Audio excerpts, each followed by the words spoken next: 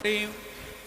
أما بعد فأعوذ بالله من الشيطان الرجيم. بسم الله الرحمن الرحيم. وقال الله تعالى في كلامه المجيد والفرقان الحميد: إن عدة الشهور عند الله 12 شهرا في كتاب الله يوم خلق السماوات والأرض منها 4 حرم. وقال النبي صلى الله عليه وسلم: أفضل الصيام بعد رمضان شهر الله المحرم. ঐতিহ্যবাহী জামিয়া আবু বকর রাদিয়াল্লাহু তাআলা আনহু আল ইসলামিয়া মাদ্রাসা কর্তৃক আয়োজিত আজকে সেমিনারের সম্মানিত সভাপতি ও নিষ্ঠার কলম হাতে সুযোগ্য বিচারক মণ্ডলী ও আমার সামনে উপস্থিত রয়েছেন সবুজ শ্যামল বাংলার প্রত্যন্ত অঞ্চল থেকে আগত আলেম পিপাসু ছাত্র ভাইয়েরা, সকলকে আমার পক্ষ হতে আন্তরিক শুভেচ্ছা ও মোবারকবাদ জানাচ্ছি। সম্মানিত উপস্থিতি, আজকের বিষয় সম্পর্কে আমরা সকলেই অবগত রয়েছি। সম্মানিত উপস্থিতি, আজ পৃথিবীতে যেদিকে তাকান না কেন পৃথিবীর আনাচে কানাচে সমস্ত মানুষ, সমস্ত মুসলমান নির্যাতিত। এমন একটি সময় চলতেছে যখন মুসলমান কর্তৃক মুসলমানদের উপর হামলা চালানো হচ্ছে। এমন কঠিন সময়ে এমন একটি বিষয় নিয়ে আমাকে আলোচনা করার সুযোগ দানে আমি কর্তৃপক্ষকে ধন্যবাদ জানাচ্ছি। সম্মানিত উপস্থিতি, আজকে আমার উক্ত বিষয় নিয়ে কথা বলতে গেলে আমার উক্ত বিষয়কে কয়েকটি ভাগে বিভক্ত করতে হবে। সর্বপ্রথম আশুরা সম্পর্কে বলতে গেলে আমাদের আশুরার পরিচয় জানতে হবে। আশুরার পরিচয় বলতে গেলে আশুরা শব্দটি আশারণ থেকে এসেছে। আশুরা অর্থ 10 আর আশুরা অর্থ দশম। প্রত্যেক মাসে 10 রয়েছে, 10 তারিখ রয়েছে। প্রত্যেক মাসকে আশুরা বলা, প্রত্যেক 10কে আশুরা বলা হয় না। আর এই মাসকে আশুরা বলার কারণ হলো এই মাসের ফজিলত এবং গুরুত্বকে লক্ষ্য করে। সম্মানিত উপস্থিতি, এই মাসের ফজিলত এবং গুরুত্ব অনেক রয়েছে। সেগুলো সম্পর্কে আমি আপনাদের সামনে ভিন্ন ভিন্নভাবে আলোচনা করার চেষ্টা করব ইনশাআল্লাহ।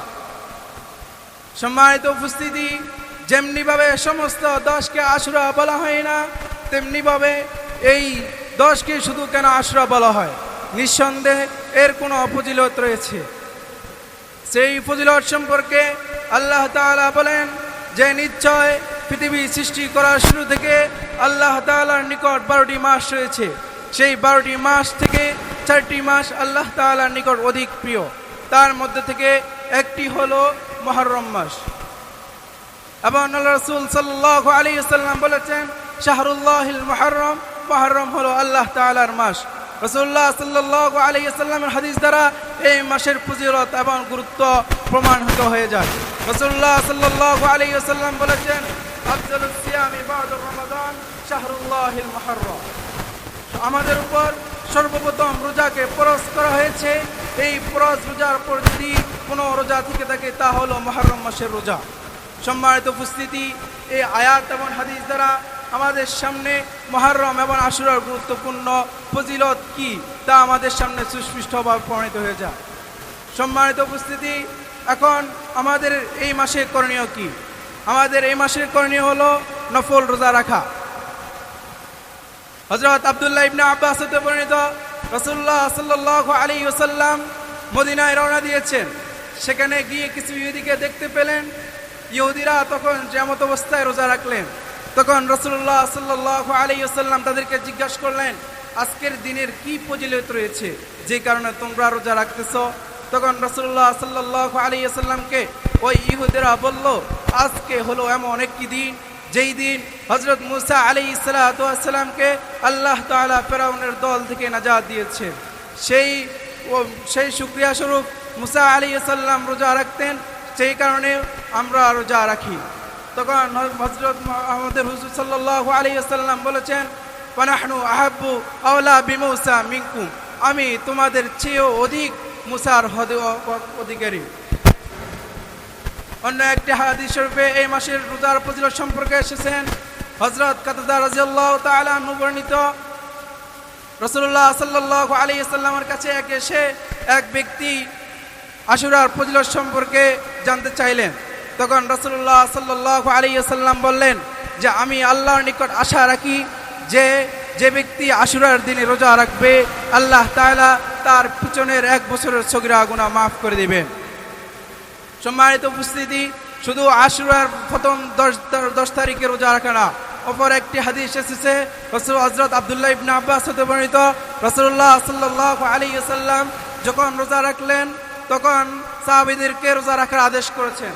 তখন সাহাবায়ে কেরাম রাদিয়াল্লাহু তাআলা আনহু বললেন, ইয়া রাসূলুল্লাহ সাল্লাল্লাহু আলাইহি ওয়াসাল্লাম, এটা তো এমন দিন যেই দিন ইহুদি নাসরাগণ পবিত্র বলে মনে করেন, এই দিনে কি আমরাও রোজা রাখবো? তখন রাসূলুল্লাহ সাল্লাল্লাহু আলাইহি ওয়াসাল্লাম বললেন, হ্যাঁ, আমি যদি আগামী বছর বেঁচে থাকতাম তাহলে মুহররমের 10 তারিখের আগের দিন অথবা পরের দিনে রোজা রাখতাম। সম্মানিত উপস্থিতি, এই আশুরার দিনকে নিয়ে আমাদের সমাজে যেই সমস্ত ফিতনা চালু রয়েছে তার মধ্য থেকে অন্যতম একটি হলো এমন একটি দল রয়েছে যারা হুসাইন বলে নিজের শরীরের উপর চাকু দিয়ে আঘাত করে এবং যে রক্ত প্রবাহিত হয় তারা দাবি করে যে আমরা হুসাইনের অনুসারী। হুসাইন যেমন কারবালার ময়দানে রক্ত দিয়েছে, আমরা সেই কারণে রক্ত দিচ্ছি। পরিশেষে আমি তাদেরকে বলতে চাই যে যারা আহলে বায়াত হুসাইন রাদিয়াল্লাহু তাআলা অনুসারী হিসাবে নিজের শরীরের উপর চাকু দিয়ে আঘাত করে এবং হুসাইন রাদিয়াল্লাহু তাআলা আহলে বায়াতের অনুসারী দাবি করে, তাদেরকে বলতে চাই তারা কখনো হুসাইন এবং আহলে বায়াতের অনুসারী হতে পারে না। কারণ হুসাইন রাদিয়াল্লাহু তাআলা এবং আহলে বায়াতগণ কখনো বলেন নাই যে কারো রক্ত জড়াইতে। কারণ আল্লাহ তাআলা বলেছেন, ওয়ালা তাকতুলু আনফুসাকুম ইন্নাল্লাহা কানা বিকুম রহিমা, তোমরা নিজেদের উপর নিজেকে আঘাত করো না, তোমরা নিজেকে কতল করো না, কারণ আল্লাহ তাআলা অত্যন্ত দয়াশীল। সম্মানিত উপস্থিতি, আল্লাহ তাআলা আমাদের সকলকে আমাদের সমাজে যেই সমস্ত ফিতনা চালু রয়েছে সেই সমস্ত ফিতনা থেকে বাঁচিয়ে রেখে এবং রাসূলুল্লাহ সাল্লাল্লাহু আলাইহি ওয়াসাল্লামের দেখা শুধু নিদর্শন অনুযায়ী চলার তৌফিক দান করুন। ওয়া আখির দাওয়ানা আলহামদুলিল্লাহি রাব্বিল আলামিন।